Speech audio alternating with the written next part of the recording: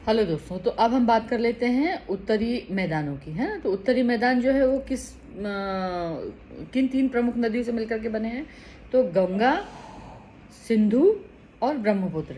ये तीन नदियां जो हैं, इन्होंने ये उत्तरी मैदानों का निर्माण किया हुआ है। ये कितना विस्तृत है? तो लगभग 7,000 वर्ग मीटर जो है, किलोमीटर जो है, इसका विस्तार है।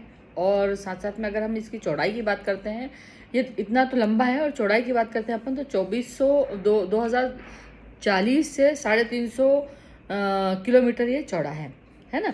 और दूसरा क्या है कि इसका निर्माण कैसे हुआ है? जब पहाड़ियों से नदियाँ जो है अपने साथ में गाद और उपजाऊ मिट्टी, खनिज लवण वो बहा करके लेके आती है, और वो जब मैदानी हिस्सों में जब वो जल आता है तो वो फैल जाता है, और उसकी वजह से वहाँ पर जो है वो जो पहाड़ी से लेकर के जो वो मिट्टी हो या निक्षेप लेकर के चली थी, वो सारा वो कहाँ छोड़ देती है?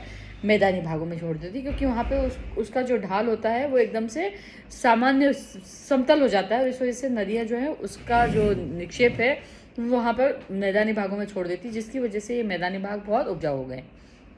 कई बार आपने देखा होगा बारिश में जो नदी है वो आपने बाढ़ग्रस्त क्षेत्र हो गया और बहुत बाढ़ आ गई, क्योंकि अब वहाँ पे आप लोगों ने मकान बना लिए, इस वजह से वहाँ पे बाढ़ आ गई। लेकिन पहले क्या होता था, नदी जो है अपना निक्षेप जो है इसी तरीके से बाढ़ का मैदान में पानी बढ़ता है, बारिश होती है, नदी में पानी बहुत ज़्यादा होता है, उसकी उसकी वजह से उसमें बाढ़ आ जाती है। बाढ़ आने की वजह से वो पानी जो है पूरे मैदानी क्षेत्रों में फैल जाता है। फैलने की वजह से वो अपना निक्षेपण जो पहाड़ी भागों से लेकर के निकली थी वो फैला देती है, और इस तरीके से नदी जो है अपने जो भूमि है उसको उपजाऊ करती है। तो इस तरीके से मैदानों का निर्माण होता है। तो अगर हम उत्तरी मैदानों की बात करते हैं, तो यहाँ पे जो मिट्टी है, वहाँ की मृदा यानी मिट्टी, ये समृद्ध है ना। पर्याप्त पानी की यहाँ उपलब्धता है, अनुकूल जलवायु है, जिसके कारण ये कृषि की दृष्टि से बहुत ही उपयोगी उत्पादक क्षेत्र बन गया है। तो आपने देखा होगा कि उत्तरी मैदानों में बहुत पंजाब, हरियाणा, उत्तर प्रदेश, है ना, इसके अलावा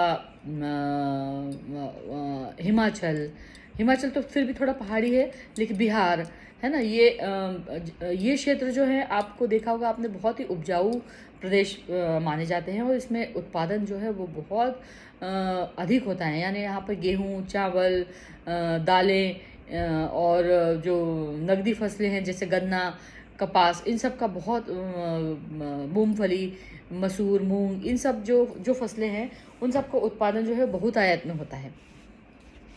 तो अब ये तो नदियाँ जो है इस तरीके से अपना कार्य करती हैं, है ना।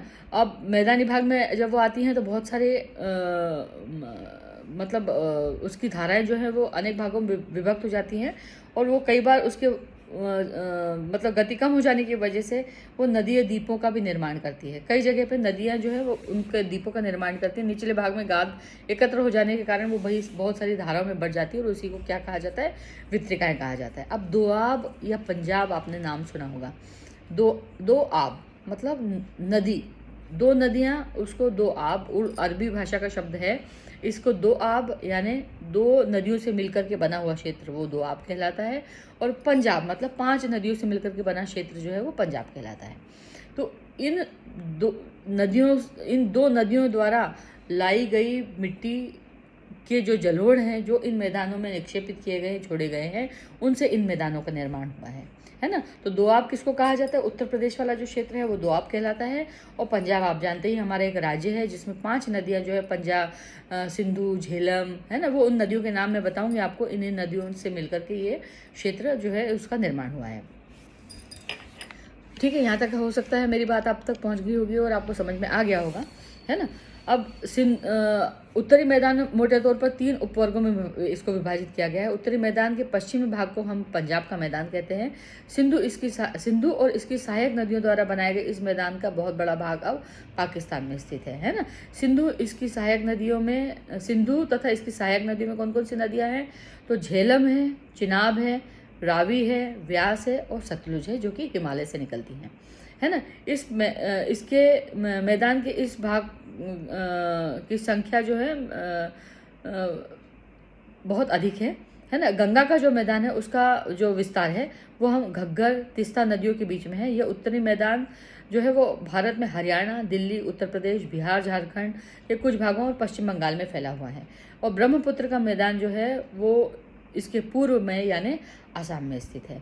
तो उत्तरी मैदानों की व्याख्या सामान्य रूप से हम लोग जो है बिना विविधता वाले समतल क्षेत्रों के रूप में, स्थल क्षेत्रों के रूप में करते हैं, है ना। इसके अलावा भौगोलिक आकृति की हम लोग बात पहले कर चुके हैं कि इनकी भौगोलिक आकृति किस तरीके की थी, है ना।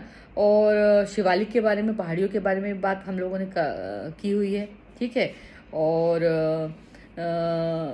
इसके आगे हम जो अगला जो हमारा हम जिस पे बात करेंगे वो होगा प्रायद्वीपीय पठार। तो प्रायद्वीपीय पठार किसको कहा जाता है, हम इसके बारे में बात करते हैं। हम लोगों ने किस किस के बारे में बात कर ली है, हम लोगों ने हिमालय के बारे में बात कर ली है, हिमालय के विस्तार के बारे में बात कर ली है, हमने प्रायद्वीपीय मैदान के बारे में बात कर ली। अब हम प्रायद्वीपीय पठार के बारे में बात करेंगे।